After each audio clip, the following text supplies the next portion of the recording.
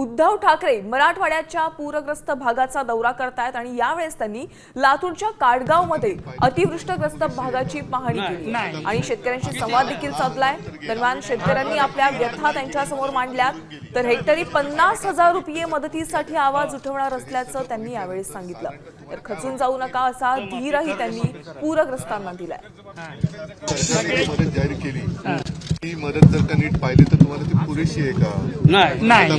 हा हंगाम तर गेला, काही ठिकाणी जमीन खरडून गेली, सगळ्या गोष्टी आल्या, तर हे सगळं बघितल्यानंतर साधारणतः तुम्हाला काय वाटतं की कर्जमाफी करावी?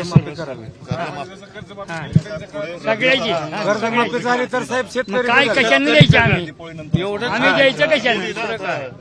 कर्जमाफी हा एक भाग तर आहेच, त्याच्यानंतर आता नुकसान भरपाई, पण पुढचं जमीन खरडून गेली ती सावरायला किती दिवस आणि त्याला किती हे लागेल? बराच वेळ लागतो, बरंच खर्च आहे। कळले की नाही कळले? मुख्यमंत्री साहेब आले आणि होते की निघून गेले निघून ते आमच्याकडे कशाला? लातूर तालुक्यात तर आलेच नाही। थोडं ऍडजस्टमेंट करून का आम्हाला कंटिन्यू करावं लागेल। आमच्या आता तर काहीच नाहीये, पण एवढंच आहे की काही नसलं तरी तुम्हाला साथ सोबत करायला आलेलं आहे, फक्त कोणी खचू नका हा, आणि वेडवाकडे काही पाऊल उचलू नका।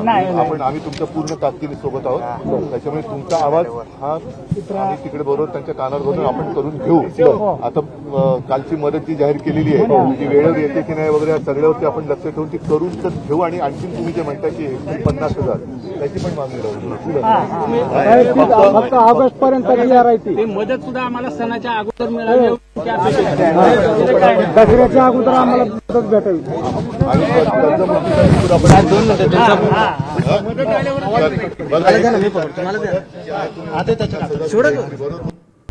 आता isakal.com आहे देशातील नंबर 1 ची मराठी न्यूज वेबसाईट।